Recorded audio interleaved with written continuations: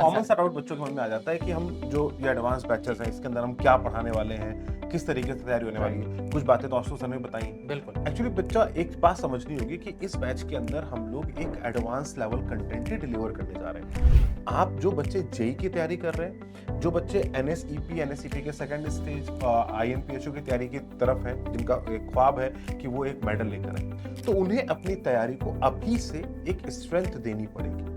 Strength in the sense क्या होता है, जब आप बाद में जाते हो जे एडवांस में, आप कई बार होता है कि हम लास्ट मोमेंट जागते हैं कि अब हम कुछ अच्छे क्वेश्चंस करेंगे, क्योंकि कई बार क्या होता है जब बच्चा तैयारी कर रहा होता है उसको लास्ट मोमेंट में बताया जाता है ये पुश की जरूरत होती है। हाँ, एक पुश की जरूरत है और लास्ट मोमेंट पे हैवी वाले क्वेश्चन लास्ट में करेंगे। लेकिन अगर वो हम अपने बेसिक्स पढ़ने के बाद करना शुरू कर दें और कोई उनको गाइड कर दे तो साथ के साथ ही अगर वो चल रहा है तो बच्चा ऑटोमेटिकली उस लेवल को साथ के साथ ही कवर कर रहा है। तो ये तो बहुत बड़ी बात है सर, मतलब वही वाला प्रॉब्लम सर हमको कोशिश कर रहे हैं सॉल्व करने की। जैसे मान लीजिए कि आपने इलेक्ट्रोस्टैटिक पढ़ा, अब इलेक्ट्रोस्टैटिक आपने एडवांस लेवल पे खत्म किया, लेकिन कुछ ऐसी बातें जो कंडक्टर्स के अंदर होती हैं, जहां इमेज चार्ज मेथड है, जो आपको प्रॉपर्ली नहीं बताई जाती है, राइट।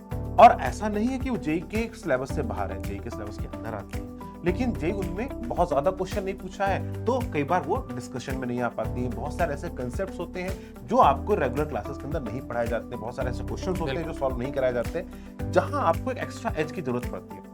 वो एक्स्ट्रा एज आपको यहाँ मिल जाएगी सर। सेम चीज सर केमिस्ट्री में भी एप्लीकेबल होती है। केमिस्ट्री में भी बहुत सारी ऐसी क्वेश्चंस होते हैं जो कि तीनों को लिंक करते हैं, जैसे कि सॉल्ट एनालिसिस को लिंक करके फिर क्वेश्चन जनरेट होता है। तो बोला जाता है कि ये सब एक क्लास के जब पूरा सिलेबस कंप्लीट हो जाएगा उसके बाद एंड में कराएंगे। तो वो अभी चीजें यहाँ पर हम साथ के साथ क्या करें। एग्जैक्टली, तो आपको एक बहुत अच्छा एक्सपर्टीज मिल जाएगा अपने जो टॉपिक्स आप पढ़ रहे हैं उनको मास्टर करने के लिए। तो पहली चीज, अगर आप जेई की तैयारी कर रहे हो तो जेई एडवांस के पहले तक आप अगर ऐसे क्वेश्चंस होता है ना, आपने 1-2 घंटे के सेशंस आपने लेते रहे, तो आपको क्या होगा, वो बूस्ट मिल जाएगा आपके नॉलेज में और आपने बेसिक्स को और स्ट्रॉन्ग कर पाओगे। Same goes with the IMPHO also, तो आपको वहां का एक्सपीरियंस मिल जाएगा।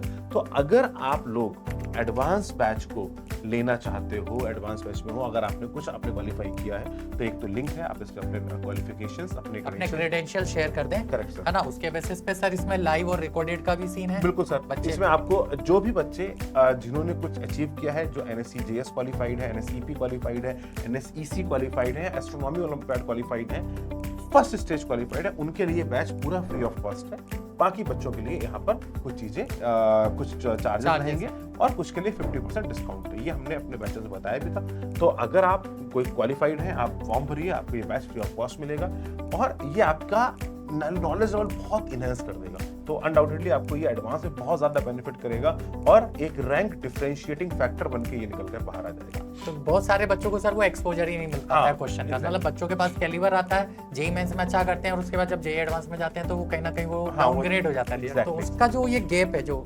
ये गैप फिल हो जाएगा।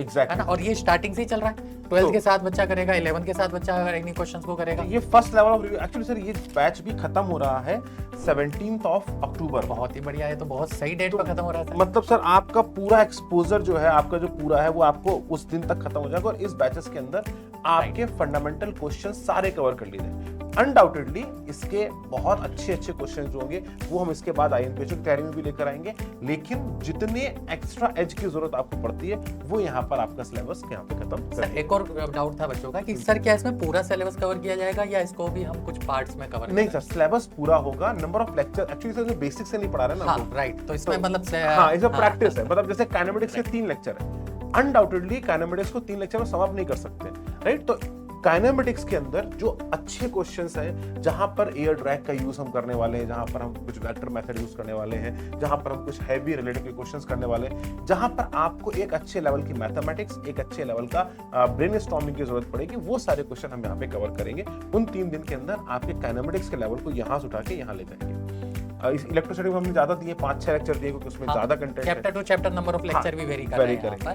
तो जो ज्यादा वेटेज वाला चैप्टर या जो ज्यादा लेंथी है उसको ज्यादा नंबर ऑफ लेक्चर। रोटेशन हमारा रोटेशन तो सर नाम सुन के ही मतलब रोटेट होने लग जाता है। अब रोटेशन के अंदर जैसे आपको कांसेप्ट ऑफ प्रिसिशन पढ़ना है, आपको सर्कुलर मोशन के अंदर कोरिलेसिस फोर्स पढ़ने हैं, आपको पोलर कोऑर्डिनेट सिस्टम पढ़ना है, वो सब चीजें हम यहाँ कवर कर देंगे। मतलब एक ऐसी चीजें जो थोड़े आउट ऑफ द लाइन होती हैं, जो जनरली आपके क्लास के अंदर कवर नहीं की जाती है, उसकी एप्लीकेशन हम यहाँ पर पूरी तरीके से फिनिश कर रहे हैं। तो सर एक इसका टाइमिंग भी और लास्ट में बता दीजिए, और क्लास ड्यूरेशन भी थोड़ा बच्चे सर मेरे हिसाब से 2 घंटे का अपना टाइम, और हम लोगों का टाइम सर फिजिक्स और केमिस्ट्री का 10 से 12 अल्टरनेट है, एक दिन फिजिक्स एक दिन केमिस्ट्री, और 10 से 12 टाइम। और आप आराम से इन बैचेस को लेकर अपने फिजिक्स और केमिस्ट्री को अपलिफ्ट कर सकते सर हो। फिजिक्स और केमिस्ट्री तो बिल्कुल जेई एडवांस के बच्चे, प्योर जेई एडवांस टारगेट लेके चल रहा है, प्योर वो इसको कवर कर सकते हैं। हाँ, मतलब इसमें आप ये मान के चलिए कि आपके जे एडवांस के जो कंटेंट छूट जा रहे थे वो सब यहाँ कवर हो जाएंगे। मतलब जहाँ पे आपके डाउट आते थे ना, ये वाला कैसे हो जाता है सर, ऐसे या कि डिफरेंशियल इक्वेशन नहीं सॉल्व होती है ऐसा, वो सब चीजें यहाँ पे सॉल्व हो जाएंगी आपकी, तो वो प्रॉब्लम खत्म हो तो जाएगी। ये तो काफी बेनिफिशियल है सर जेई के बच्चों के लिए, इवन जो जेई मेंस भी दे रहे हैं उनके लिए भी काफी बेनिफिशियल है, या आप कोई और अदर एग्जाम की प्रिपरेशन कर रहे हैं, चाहे वो ओलंपियाड हो या कोई और अदर एग्जाम हो, तो आप यहाँ से उसका बेनिफिट उठा सकते हैं, क्योंकि आपका लेवल यहाँ पे अपलिफ्ट ही होगा, है ना। बस ये है कि आपको बेसिक आना जरूरी है। हाँ, बेसिक आना, मतलब आपको ये ना सोचे कि नहीं सर हमें बेसिक नहीं आता, हम ये सीधा बेच देख लें, तो नहीं, मतलब वहाँ तो हवा हवाई हो वो जाएगी। हवा हवाई हो जाएगी, मतलब बेसिक्स की रिक्वायरमेंट है, यहाँ बेसिक से नहीं चल पा रहे हैं, यहाँ पर आपको अच्छे क्वेश्चंस की प्रैक्टिस कराई जा रही है, और मैं मानता हूँ कि आपने बेसिक से करेगा, हम लोग भी बेसिक से क्वेश्चन कराएंगे, ताकि सॉल्यूशन आपको कभी याद ना करना पड़े, आपके बस ये लगे कि हाँ बेसिक से ही चीजें हो रही है। I think sir that is all, thank you. Thank you.